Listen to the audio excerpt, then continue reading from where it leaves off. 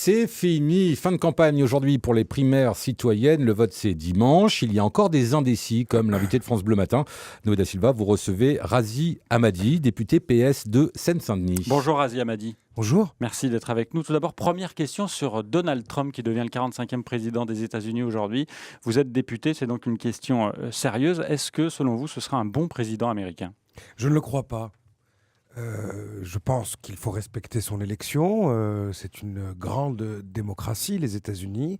Mais au regard des orientations qu'il a eues pendant sa campagne et qu'il n'a eu de cesse de rappeler et qu'il semble vouloir mettre en œuvre, et je crois qu'il faut en effet le prendre au sérieux, ça ne sera pas une bonne chose pour la planète.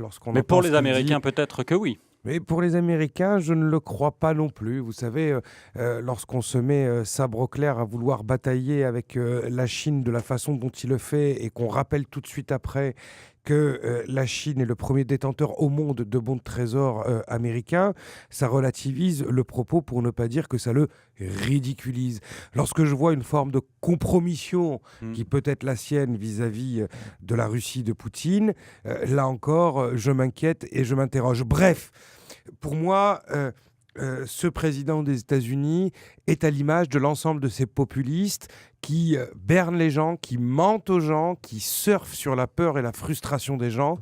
Nous en avons en France, mais je terminerai par un point, c'est que ça peut être une bonne chose, puisque ça va permettre de montrer aussi à certaines de nos concitoyennes, à certains de nos concitoyens, ce que c'est que de voter pour n'importe qui, n'importe quand, lorsqu'ils ne sont ni compétents, On verra ce qui se passe évidemment aux États-Unis. Merci de cette première réponse. Alors, chez nous en France, les primaires à gauche, primaires citoyennes, malgré le troisième débat d'hier soir, vous n'avez toujours pas fait votre choix ? Pour deux raisons. La première, c'est que je suis porte-parole du Parti socialiste, qu'en conséquence de quoi il aurait été assez saugrenu. D'ailleurs, vous ne m'auriez pas invité en tant que porte-parole du Parti socialiste si je soutenais un candidat, mais comme soutien d'un candidat. Et contrairement au candidat, je pourrais demain, puisque je suis le porte-parole du Parti socialiste, pour vous donner un exemple pratique, demain soir, sur certaines télés et sur certaines radios, rappeler l'importance de ce vote, l'importance d'aller voter et continuer à appeler à la participation de cette primaire. Donc avant tout, c'est parce que je suis porte-parole du Parti socialiste. Mais pour autant, avant tout, oui, mais n'étant pas adepte de la langue de bois et d'une certaine façon de faire de la politique, sur le fond, je n'ai pas non plus, je ne suis pas en phase totalement avec un candidat en particulier. Sur les 7, il n'y a personne. Écoutez, moi je Même suis pas par Manuel exemple, Valls qui a été Premier moi, ministre. j'habite Montreuil, je suis élu de cette circonscription. Je vais vous donner des exemples. Nous, on a une grande surface à ciel ouvert de vente de cannabis. Le quartier de la Capsulerie, c'est un enfer pour les habitantes et les habitants. Je remercie Bruno Leroux parce que nous avons obtenu une brigade d'intervention constituée de 12 policiers cette semaine. Donc c'est une très bonne nouvelle. Mais je sais aussi, lorsque je discute avec les forces de police, les inspecteurs et les commissaires, qu'on ne peut pas continuer comme ça. Et donc, je suis pour la légalisation pour des raisons de sécurité publique, tout d'abord, et de santé publique, ensuite. Donc vous êtes je peux considérer qu'un tel est plutôt un homme d'État. Oui, mais et en même temps, sur tout le reste, je considère que ça n'est pas très sérieux. Et donc, il y a des propositions, il y a des mesures avec lesquelles je suis d'accord, et il y en a d'autres avec lesquelles je suis en désaccord. Vous connaissez ce qu'a été mon engagement depuis 2012. Je me suis battu contre le traité budgétaire européen. C'est moi qui ai lancé cette initiative pour le droit de vote des étrangers. Je n'ai jamais cessé de me battre. Donc vous avez été déçu par François Hollande ? Mais non, donc... si, c'était une de ses promesses. Sur certains points, oui. Sur certains points, évidemment. Vous l'auriez soutenu s'il s'était Oui, représenté. bien sûr, à travers une logique institutionnelle et parce que je pense que son bilan sera relativisé à l'aune du temps. Son bilan, c'est aussi celui de Manuel Valls. Donc pourquoi ne pas soutenir Manuel Valls ? Mais...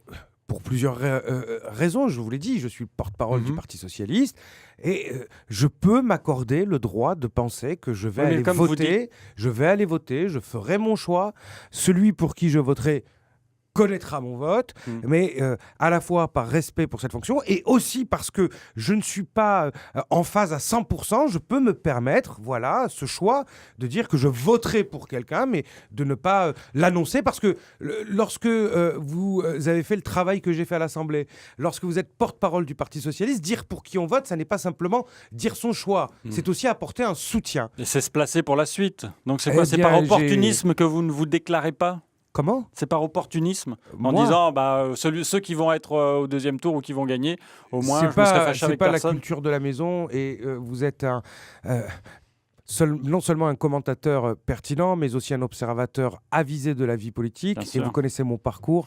S'il avait fallu faire un certain nombre de compromissions pour des questions de placement, peut-être je ne serais pas sur votre plateau.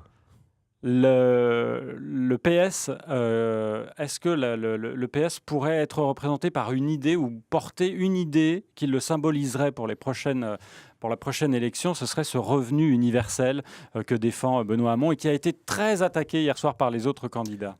Disons que la version 1 de la mesure, j'y suis radicalement opposé. C'est quoi la version 1 ? La version 1, c'était la même somme, plusieurs centaines d'euros versés à tout le monde.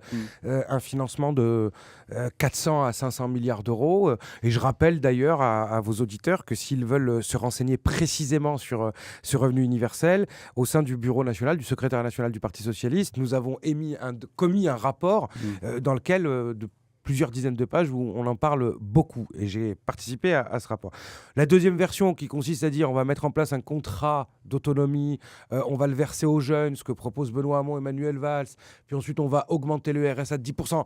D'ailleurs, vous me parliez du bilan de François Hollande, parce qu'on considère que l'un des candidats les plus à gauche dit on va augmenter le RSA de 10%. Le président de la République, qu'on a considéré pas assez à gauche a augmenté le RSA de 10%, je vous le rappelle.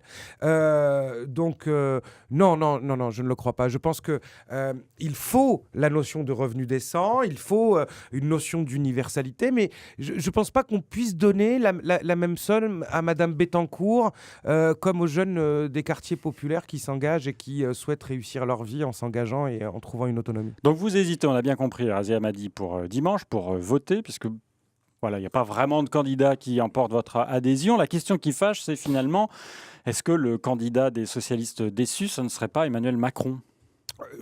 Je ne le crois pas, parce que le candidat des socialistes, c'est le candidat issu de la primaire. Ouais. Bien. Il y en a plein qui disent déjà... Écoutez-moi, on va y aller clairement. Ah, enfin. C'est le cas depuis tout à l'heure. Mais on avait dit le Parti socialiste n'organisera pas les primaires. Bon, mais on organise les primaires. Voilà. Ensuite, on avait dit vous n'aurez pas assez de force pour avoir près de 8000 bureaux de vote. On a près de 8000 bureaux de vote. Vous n'aurez même pas assez de militants pour tenir ces bureaux de vote et on dit il n'y aura pas 1 million de votants. Oui, écoutez, on verra.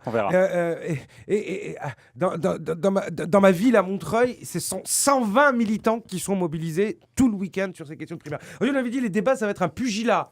Ça va être inintéressant. Finalement, ça n'est ni un pugilat. Un peu inintéressant au début. C'est votre point de vue. Ouais. Moi, j'ai trouvé ça plutôt intéressant. Ça aurait pu audiences être plus, aussi. Ça aurait pu l'être plus, mais ça l'a été. Quand je compare au débat de la droite, ou quand je compare, vous parliez d'Emmanuel Macron, moi j'attends son projet, son programme, notamment son programme fiscal. Donc, voilà. Pour vous décider. Ensuite, on a dit, ils ne soutiendront pas le candidat, certains. On verra. Donc, vous savez... ça fait 30 ans qu'à chaque échéance, on chante l'oraison funèbre du Parti socialiste et on annonce sa mort. Alors, il doit se rénover, il doit changer, ça ne peut pas continuer comme ça, c'est une évidence. Il doit se dépasser, il doit se rénover de fond en comble, se réformer. Mais ça n'est pas aux commentateurs de savoir qui sera désigné, qui se rassemblera, qui est crédible et surtout pas qui sera élu. Ça c'est le peuple. Et le peuple, on l'invite à participer massivement à cette primaire dimanche. Est-ce que vous serez candidat aux législatives ?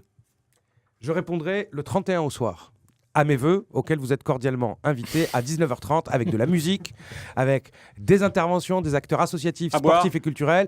Il y aura aussi à boire. C'est tout. Merci. Au café concert Le Chinois à Montreuil. Merci Razia Hamadi. Interview à retrouver en vidéo sur francebleu.fr.